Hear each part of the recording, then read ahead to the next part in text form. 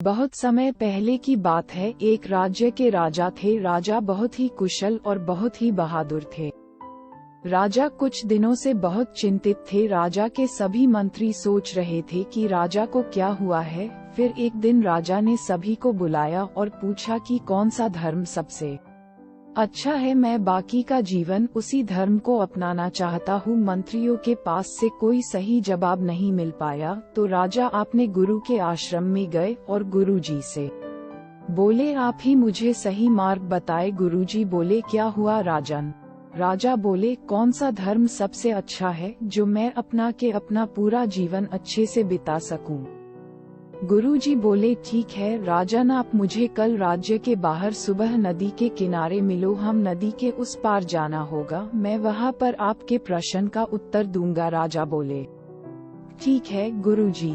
दूसरे दिन सुबह राजा और गुरुजी नदी के किनारे मिले। राजा ने बोला, गुरुजी चलो, नाव तैयार है, नदी के उस पार चलते हैं। गुरुजी नाव के तरफ बढ़े और बोले, राजन ये नाव बहुत छोटी है, दूसरी नाव मंगाओ। ये सुनकर राजा ने बिना समय बिताए राजा ने बड़ी नाव मंगाई और बोले, चलो गुरुजी। बड़ी नाव आ गई। फिर गुरुजी बड़ी नाव को इधर उधर देखे। कुछ देर बाद बोले, यह नाव बराबर नहीं, यह आगे से सही नहीं लग रहा है। फिर राजा ने तीसरी नाव मंगाई।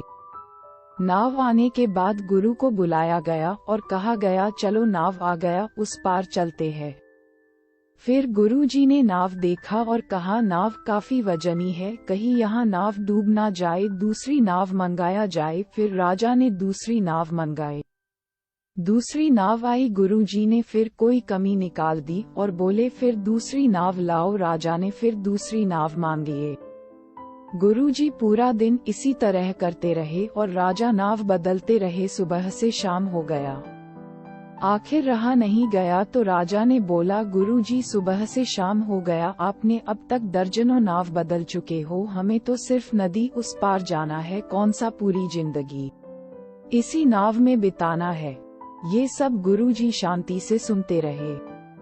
राजा के चुप होने पर बोले, राजन मैं भी तो यही बताना चाहता हूँ कि यह जिंदगी नदी के दो किनारे है, हमें भी इस किनारे से उस किनारे पार जाना। नाव उस धर्म की तरह है, हम किसी भी नाव में बैठे कर उस किनारे पार जा सकते हैं। ये सुनते ही राजा तुरंत गुरुजी के पैर पकड़ लिए। बोले, अब मैं सब समझ गया हूँ, आपने मेरी आंखें खोल दी। दोस्तों, हम धर्म एक माध्यम है जीवन जीने का, ये तो हम पर है कि हम जिंदगी को किस तरह से जीते हैं। हम इस जीवन रूपी नदी को पार करके अपना जीवन पूर्ण करना है। कोई भी धर्म बड़ा और छोटा नहीं होता है। धर्म एक साधन है जीवन सार्थक करने और जीने के लिए। धन्यवाद।